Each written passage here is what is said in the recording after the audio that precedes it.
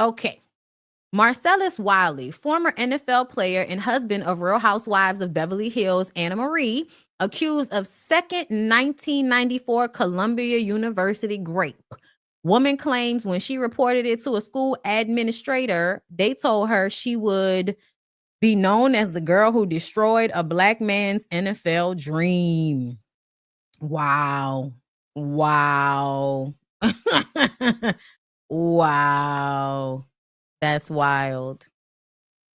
Marcellus Wiley, like I said, is a former NFL player, husband of Anna Marie from Real Housewives of Beverly Hills. And apparently, he has been hit with a second R allegation. Wiley was previously accused of R in 2023 and denied the allegations, but a second woman has come forward. According to People, the alleged assault took place in 94 at Columbia University when Wiley was a student. The woman says Wiley invited her to his room and quickly started talking about sex. She claims she repeatedly turned down his advances, but he began to get angry and threatened her. The filing states that Wiley then swung plaintiff's leg on the bed, lunged towards her, and overpowered her, holding her down and allegedly pulling her clothing aside. He continuously whispered in her ear the entire time, saying to relax, enjoy it, stop crying, and stop fighting the feeling as he ordered her. The situation got even darker as the woman claimed she went to report the to a school administrator and was met with criticism. She was told that her complaint couldn't be anonymous and that she would be known as the girl who destroyed a black man's NFL dream. She's seeking punitive damages from the school and Wiley. The accusation is eerily similar to the 2023 one where the victim was a classmate that was allegedly R'd in her own dorm room.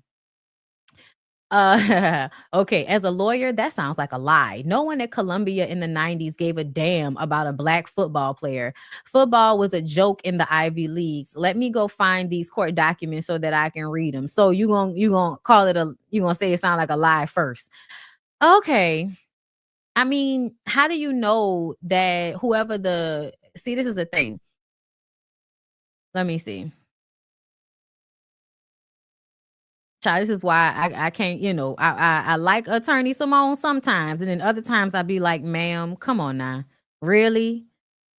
It was more than two back then. They had a whole college support group because of him and the fact that the college wouldn't do anything. To me, I'm like, so you saying that the story is alive because nobody cared about a black football player at Columbia?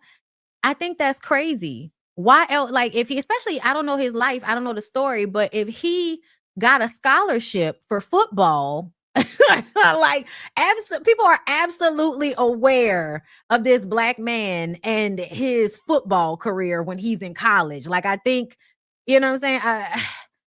Listen, no, because sometimes when I watch her content, I agree with her. And I do love me a smart black woman. So essentially, it's not that I totally dislike her, but you know what I'm saying? Oh, listen, you don't have to like Simone. I don't like you. Oh, well, why are you here, my love? That's so weird.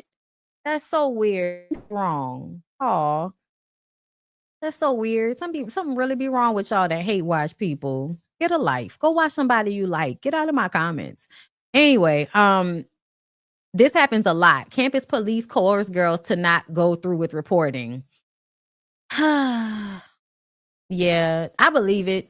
I believe it. And I would also wonder, what's happened with Anne Marie in their relationship. I don't watch Housewives of Beverly Hills, but I would very much be interested in had he ever done anything similar to her in their relationship, because I feel like men that coerce women into sex like this absolutely do the same thing with their wives.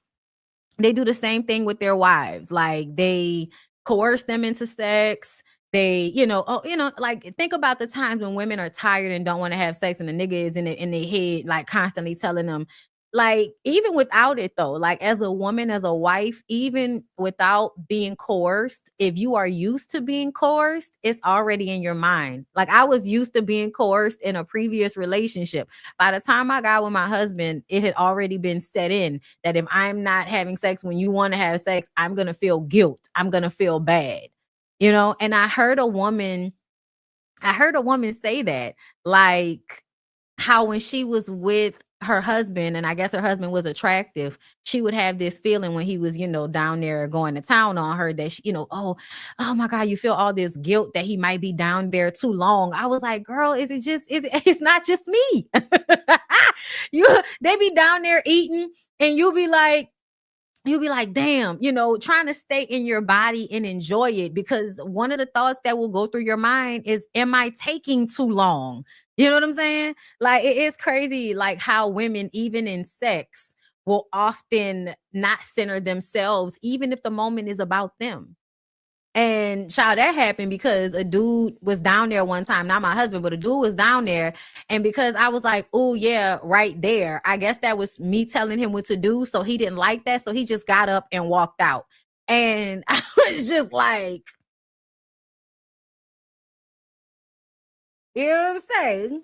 Like, my husband has to tell me all the time, like, babe, it's fine. It's fine. It's fine. The woman on TikTok was like, though, you got to go get you an ugly nigga. And then, no, it wasn't TikTok. It was Ali Wong. It was Ali Wong, y'all. Ali Wong was talking about that shit. Like, now that she's divorced her husband and she's out here having sex with, like, like hairy, bald niggas, they ugly. She just wants to have sex. It's like, yeah, you better enjoy being down there. Just like, she said all the guilt went out the window when she started fucking bald men who were, what she said, it was shaped like, she's like, a bald, hairy man shaped like a squash. You better enjoy all your time down there. Y'all, when I tell you, I was dying laughing because I did not realize that that's like a thing with women. Like, you feeling some type of guilt about how long they're down there. Oh my God. I be having to tell myself, like, you'll be down there as long as you need to be down there. Okay. Oh, y'all be in the comments. But anyway, child, I'm not like Simone. I probably would more so believe shit like this. I would. I'm sorry. I believe it. 2 women, you were in college. They told the women that you were going to destroy a black man's career. Girl, y'all tell black women that every day in 2025. So I absolutely believe it. And that's the reason why I have a problem with y'all always trying to protect somebody's image, right? Because to me, in my mind, y'all care more about the image than you do about people.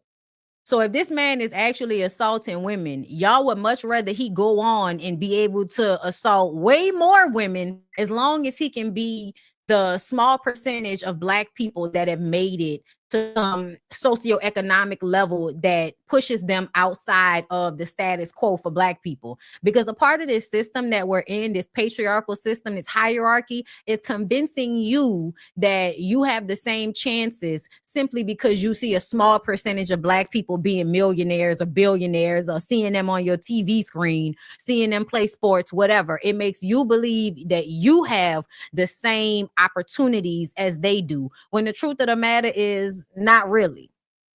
Not really. It's the luck of the draw. More so than anything. Okay.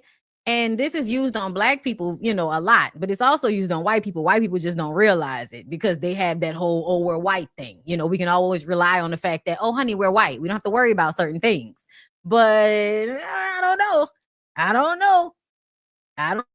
The oligarchy run for their money. You should be scared. But this is one of the examples of why I don't like when y'all say shit like, oh, you're going to destroy a black man. Y'all are tearing a black person down. I hate when y'all do that. And this is the reason why, because you allow people to be harmed in such a fucked up way simply because you want to protect this small percentage of black people that get to showcase to the world that, look, the niggas have made it.